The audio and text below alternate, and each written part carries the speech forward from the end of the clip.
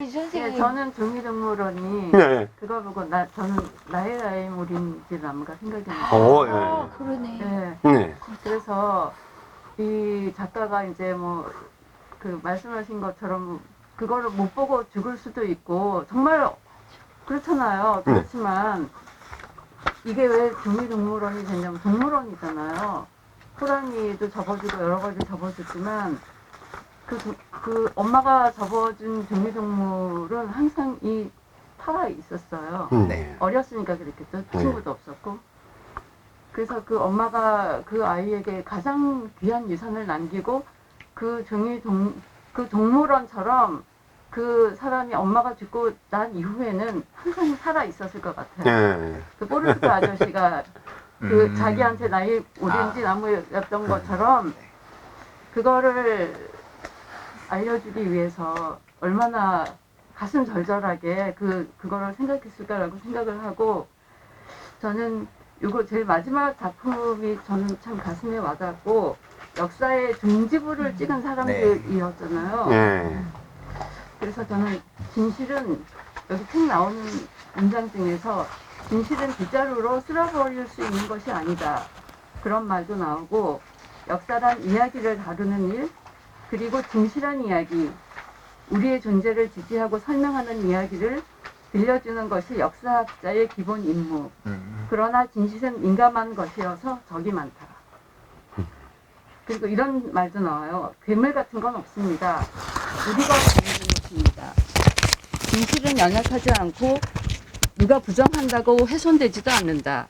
진실은 아무도 진짜 이야기를 하지 않을 때 비로소 숨을 거둔다. 그럼 켄 리우는 중국 간수성에서 태어났고 11살 때 미국으로 이민을 갔어요. 하버드대 영문학과를 나왔고 마이크로소프트에서 프로그래머였고 또 법학 로스쿨에 나가서 변호사이기도 했거든요. 그러면 자기가 그 중국 사람이면서 미국의 최첨단의 지식을 가진 사람이에요. 그러면 자기가 중국 사람이기 때문에 저는 이 문장이 있어요.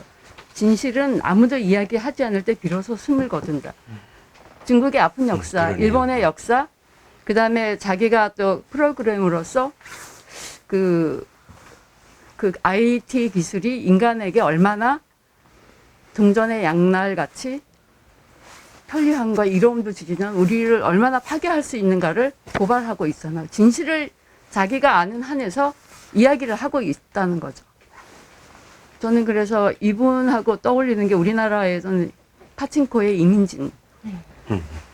이 양반도 보면 68년에 서울에서 태어났는데 8살에 뉴욕으로 이민을 갔어요. 예일대에서 역사학을 전공하고 조지타운대에서 로스쿨을 했는데 비형 간염 때문에 건강이 악화가 돼서 자기가 직업을 이을 수가 없었는데 어릴 때부터 이제 제일교포 이야기를 많이 들은 거가 항상 마음에 있었기 때문에 이제 일본에 가서 직접 취재를 굉장히 오랫동안 한 거잖아요, 그게. 그러면 이 두 사람이 전부 다 자신이 아는 한에 의해서 누블리스 오블리주 같이 자기가 배운 거를 땅에 묻지 않고 진실을 이야기해서, 이 사람은 이제 우리도 뭐 여기서 자유로울 수가 없잖아요. 파친코라는 소설 하나로 그 사람은 어떻게 보면 한국 인간으로서 해야 할 가장 큰 일을 해낸 거예요. 그렇죠. 세상 사람들에게 그걸 다 알린 거잖아요. 네. 우리가 아무리 피를 토하고 알려도 아무도 안 듣겠지만 그 멋진 소설이라는 도구 하나로 할 일을 다 한 거잖아요. 그랬을 때 우리가 진실을 알아야 되는데, 말씀하신 것처럼 같은 논조로 지금 우리 굉장히 많은 사안이 벌어지고 있지만 그 논조에 따라서 정말 제가 그 한겨레하고 조선일보를 봤을 때 똑같은 사실을 반대로 얘기하거든요. 반대로 얘기해요. 지금은 인터넷 그 여러 가지 매체가 많기 때문에 자기가 원하는 대로 다 얘기를 하지만 우리는 사람이란 말이죠. AI가 아니에요. 네.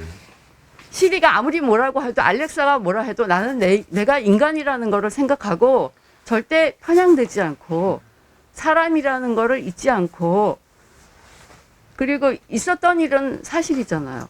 그대로 이렇게 할 수 있는 사람이 있다는 걸 우리가 알고 우리도 그런 사람이 돼야 된다는 그런 굉장히 저는 울림을 준 자기가 그러니까 자기가 꼭 이렇게 자기가 서 있는 자리에서 내가 어떤 생각을 하고 살아야 하는가. 그렇죠. 네.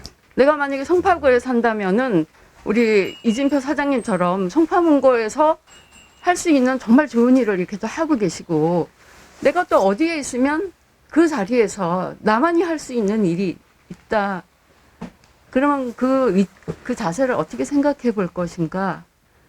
그래서 저는 이 켄 리우가 무슨 상을 너무 많이 받아서 맨 처음에 저 사실 처음 들었거든요. 네, 저도 그래요.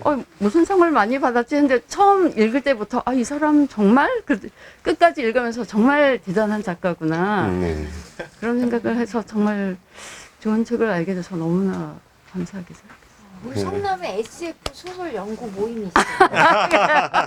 네, 차원이 그리고, 높은 책이죠. 네, 예. 우리 안 작가님이 이제 이분이 지금 낮에는 기술 법 컨설턴트로 일하고 밤엔 소설 쓰잖아요. 예. 우리 안 작가님이 그렇게 바로 될 거. 그래. 시원하게 되고 있 으아. 예. 이런 글을 쓸 그, 거예요. 예. 일단 박수 한번 일단은 박수는. 아니, 그때는 이제 송파문고에서 저자 특급. 이게 세부에서 한번 같이 해도 괜찮겠어. 이거 아주. 완전 재밌어. 아유. 권사님 한 말씀, 저는 뭐 감히 말씀드리기 없습니다. 선생님도 한 말씀씩 저는 책을 이렇게 벗고 하셔도 돼요. 읽었는데, 다 못 읽었는데 그래도 여기 책 중에서 송사 네. 원숭이라는 그 속에서 과연 나는 비하인드 속에 있는 영웅이라도 과연 될 수 있을까? 그런데 내가 그 상황이 되면 나는 영웅에 접근할 수 없는 비열한 사람이 되어 있지 않을까? 이런 생각을 했어요. 나는 과연 어떤 처지에 어떤 상태로 있을 수 있을까? 그런데 나는 그렇게 자신이 없더라고요. 그럼 가끔 학생들한테 농담 삼아 얘기할 때 어떤 얘기를 하냐면 내가 과연 영웅적인 일을 말은 이렇게 하는데 영웅적인 일을 상황이 됐을 때 할 수 있을까? 나도 자신할 수 없다. 그런 진실 앞에 정말 용기 있는 그런 모습으로 내가 있을 수 있을까? 그런 많은 반성을 하게 해준 책이었어요. 네. 여러분들도 그러신가요? 저는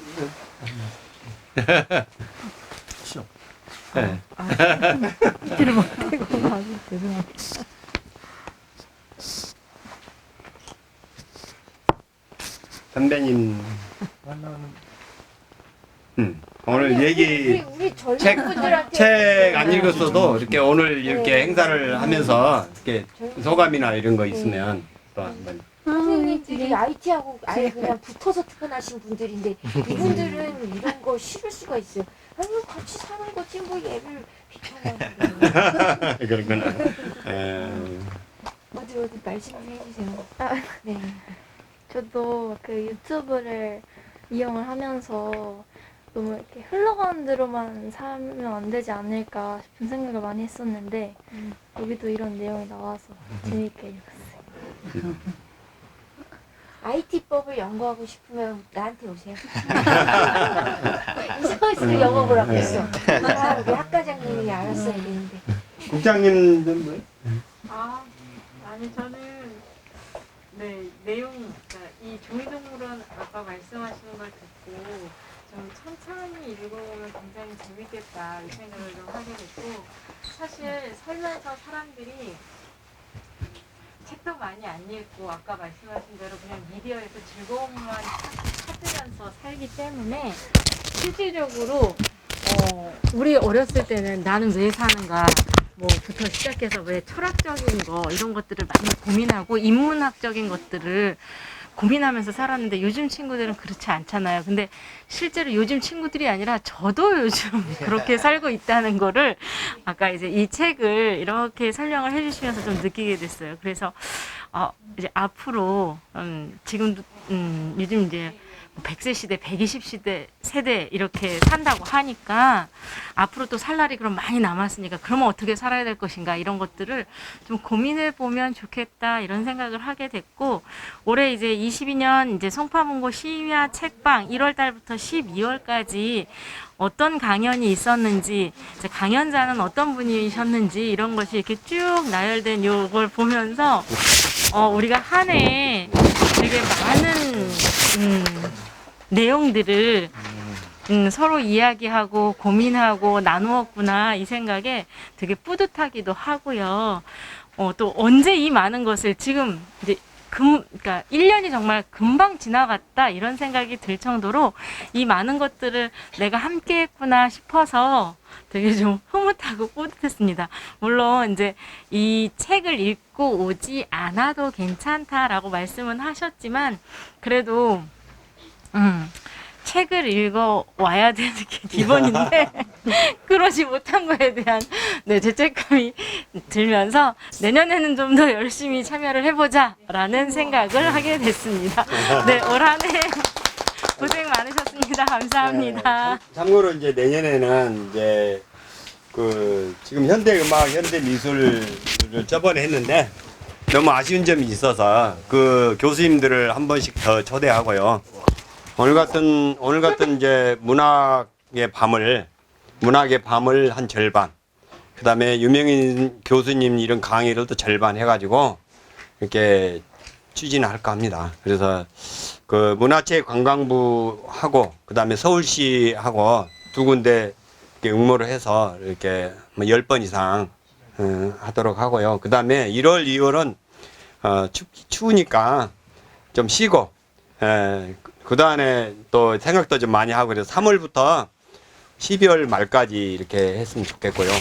그 다음에 이제 원하는 거나 또 하고자 하는 것들을 그 다음에 또 초대하고 싶은 분들 뭐 이런 분들이 혹시 있으면 우리 저 카톡방에 올려주시든지 저한테 통화를 한번 해서 해주시든지 하면 교수님하고 같이 의논해서 반영해서 정말 여기 지식 덩어리가 될 수 있는 송파문고 문학의 밤 심야 책방 서울형 책방이 됐으면 좋겠습니다. 여러분은 내년에 다 우리 송파문고 이것 좀 사랑해 주실 거죠? 예. 감사합니다.